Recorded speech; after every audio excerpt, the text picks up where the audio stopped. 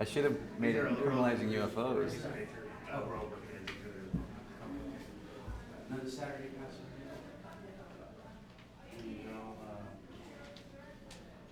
Okay, so we'll go ahead and get started.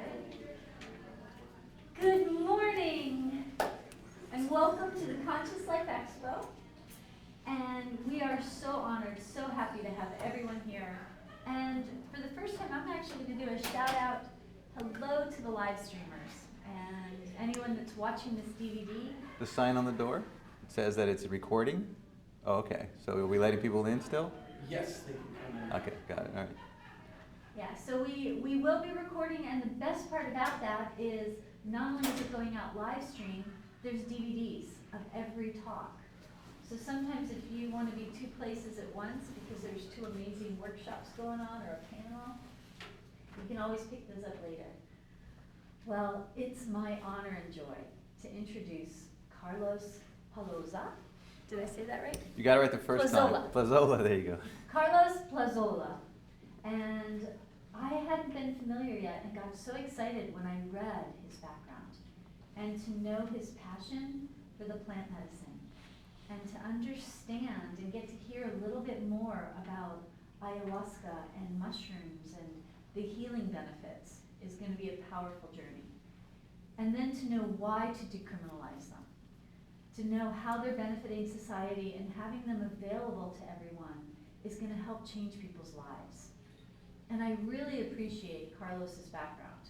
He graduated from Yale, and then he went on to get his master's. No, graduated from UCLA. Graduated from UCLA and then went on to get his master's at Yale. And he's taken all that powerful learning and wisdom and knowledge to help heal our communities and our own personal journeys. Carlos, thank you for being here. Thank you. I look forward to this talk. Thank you all for being here and have an amazing expo. Right on. Thank you. So I want to just start by connecting with you all. We have a small group here, and folks will be kind of filtering in. So like to any of you, I'm going to introduce my partner in Decrime here, which is Larry Norris. I'm going to ask Larry to speak a little later about meaning making. And he's going to blow some minds, so hang in there because at the end we're going to shift to that.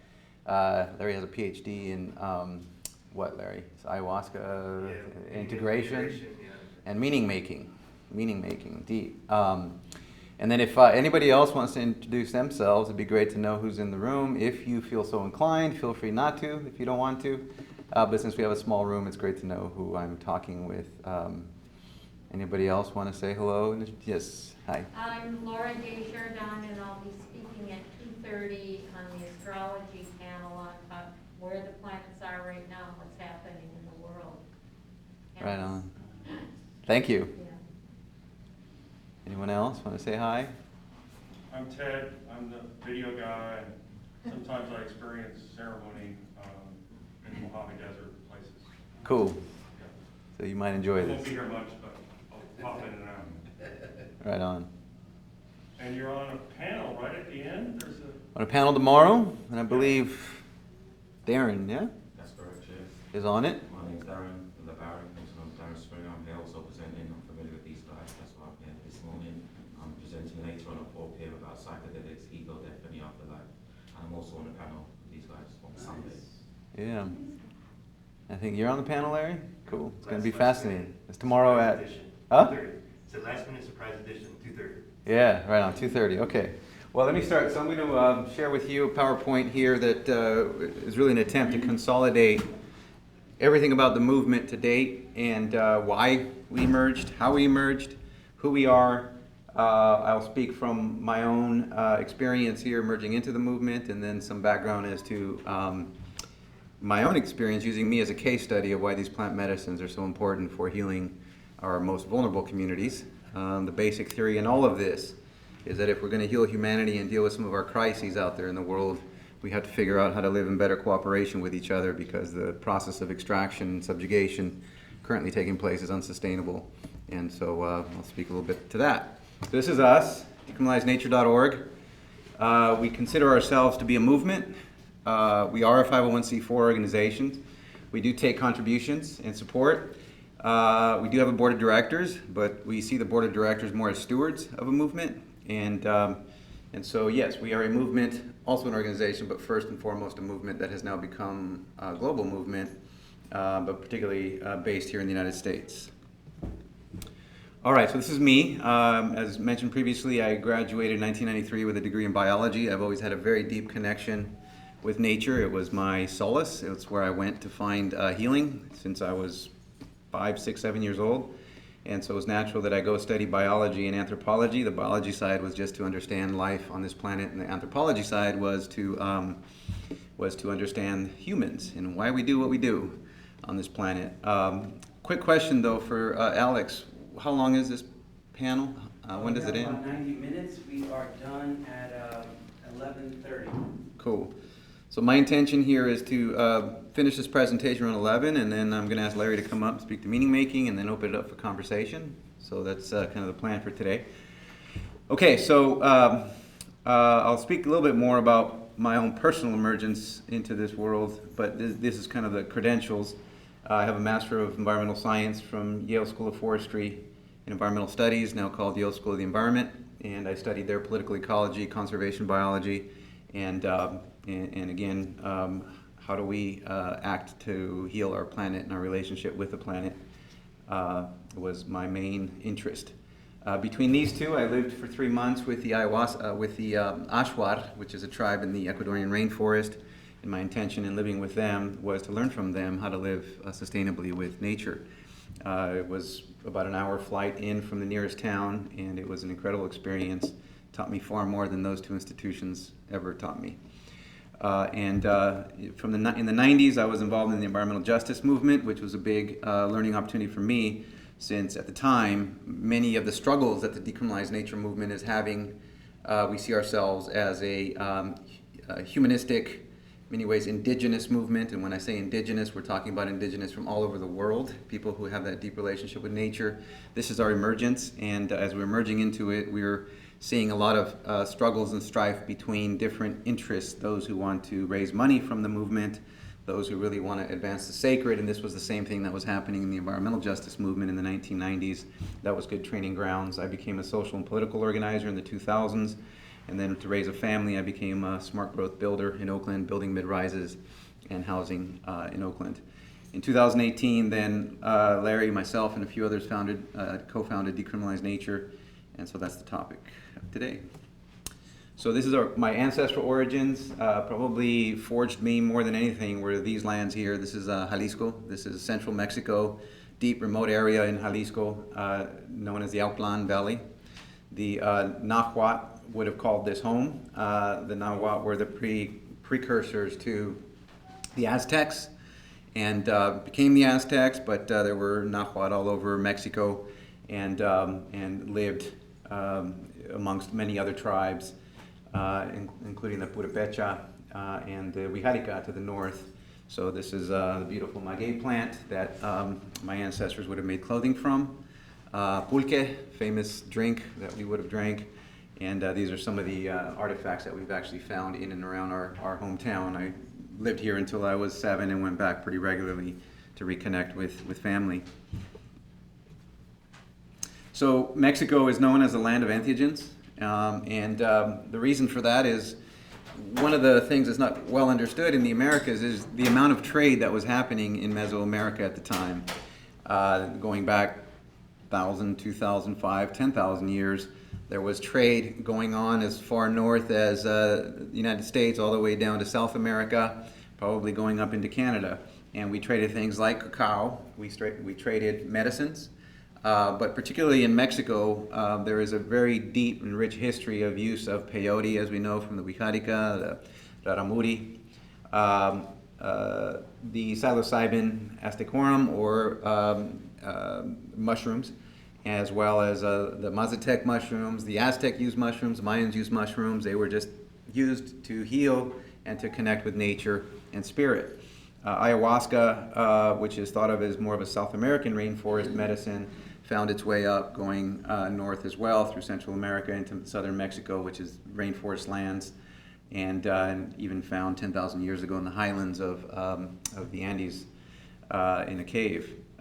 We also have bufo, or toad venom, that was found in some altars of the Toltec and the Olmec, very ancient tribes in Mexico.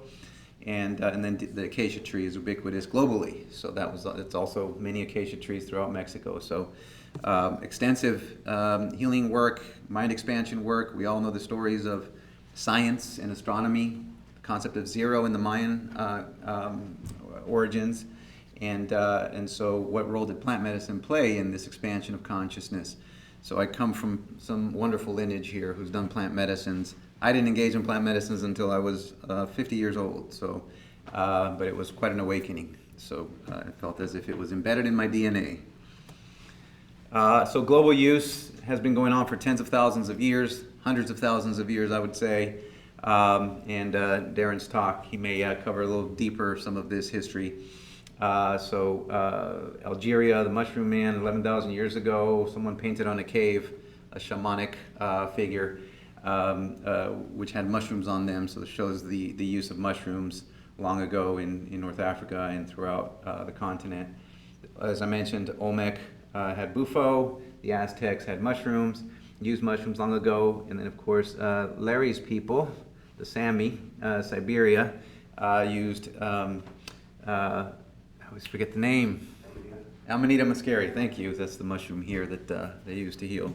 So the use of entheogens goes back hundreds of thousands of years. We co-evolve with nature, and so this is part of our ethos, is that we honor the walk of all of our ancestors in building that relationship, which we'll get shortly, to the symbiotic relationship between these compounds and our serotonin system, or serotonin receptors. So stoned ape theory, made famous by one person, for example, Terence McKenna, and others, that says that the spores of mushrooms are galactic, that they fly through the universe, that the spores can resist the tough environment of space, and that spores inoculate planets. And so here we have this beautiful earth with rocks, and spores begin to inoculate, breaking down the minerals and allowing plants to emerge. And so somewhere along the line, then we get the convergence of the human ancestry, the ancestry of life, and then here we have one of our ancestors eating mushrooms, and then boom, the expanded awareness happens, language evolves, art evolves, and then now ultimately it will end with us exploring the cosmos if we can get past the fear induced by our past experiences on this planet. This is your brain on psilocybin. Anybody seen this picture before? It's a pretty well-known picture. This is your brain before psilocybin. This is your brain on psilocybin. The experience is intense. These are different regions of the brain. It could be the mathematical side of your brain suddenly starts talking to the artistic side of your brain, to the visual side. You see music and colors. You associate colors with words.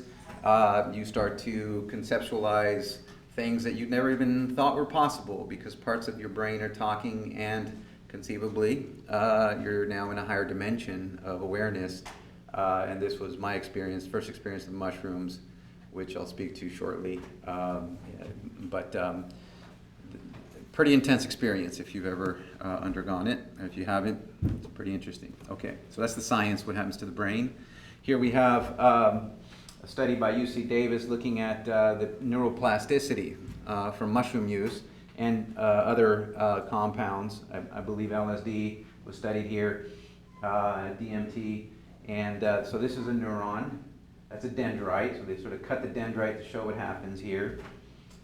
This being cut part of the dendrite of a neuron, and you see here that the neural growth on the dendrite is like a plant that hasn't been watered in many days, and then suddenly you water it and it just flourishes. This is what happens to your neurons, as well as growth, increased growth of the dendrites, and then the axon of the neuron increases in size. So all of that means is you have higher communication in your brain happening when you connect the psilocybin into the serotonin to a receptor, and that's what creates all these epiphanies. The important thing in all of this is intention. So we'll get to that shortly, but this is why people say it's really important to go into your ceremonies with high intention, because now you have all of these neurons saying, what do I do? Where do I go? what do you want me to talk about? And it's really you setting the intention going in. So this is just an image showing the psilocybin compound going into the serotonin 5-H2A receptor. I'll let you read that. But in essence, why are our serotonin 2A receptors so welcoming of psilocybin? This is a mystery. Clearly, one would say it's because we evolved with it in nature. But more interesting is what happens when the psilocybin goes into the 5-H2A receptor. And we know that there is a release of energy, because that's what compounds are, or dense energy. But what happens with that energy? So it could be, in some cases, theoretically, it could be a horrible experience. But in this case, it's a pretty magical experience where the messages for many people who go in with intention are, you experience love at a deeper level. You experience the interconnectedness of all humanity and all of life and all of existence in a deeper level.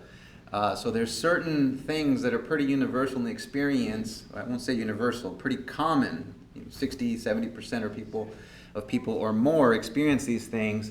And so it's as if they are carrying a message in the energy that helps us awaken, which we'll get to shortly. So to kind of round out the science, we live in a world that has emerged from fear, which I'll speak about shortly. The fear of being attacked by lions, the fear of being attacked by others, the fear of going hungry, the fear of disease, the fear. This is our emergence into this world, certainly love as well, but fear has been very dominant in our experience on this planet, particularly around issues of survival. And so currently, in our systems of political economy, we have an extractive model where some benefit at the expense of others, and this is a global phenomenon, but particularly strong here in the United States and other developed countries, where some experience a higher degree of trauma based on that fear because of the lack of resources and scarcity. So this is some of the impacts of this physiological, or some of the physiological impacts: depression, suicidal ideations, addiction, aggression, anxiety, self-annihilating thoughts, and fear-based living. Y'all have heard about post-traumatic stress disorder, PTSD. How many here have heard about persistent traumatic stress exposure, or PTSD? So one person, PTSD was coined by Dr. Sean Ginwright from San Francisco State University. He does a lot of what's called radical healing work in the Black communities in the Bay Area, but nationally, and he's written some very powerful books about the term persistent traumatic stress exposure. And what that is saying is that there is the acute experience, which we know is PTSD, and we associate it oftentimes with veterans. But there's also the persistent exposure to trauma, which is held in many low-income communities and marginalized communities of all races around the U.S., but particularly demographically, the data shows impacting communities of color and indigenous communities in America. And so if we are to evolve, we have to deal with this differential impact, PTSD as well as PTSD. So my mission is to get PTSD is used regularly as PTSD, because we have to heal the people as well who've been dealing with the kind of the other side of the extractive capitalist model. The default mode network is also the trauma loop. These are the voices that we hear oftentimes when we're trapped in that trauma. What it sounds like, I'm not good enough. What if they find out I'm a fraud? I suck. I'm worthless. These are the voices of the trauma loop that emerge from suffering from scarcity and from violence and from aggression or from severe trauma. So then we get into the spirit side, meaning making, which mentioned Larry will speak about a little later.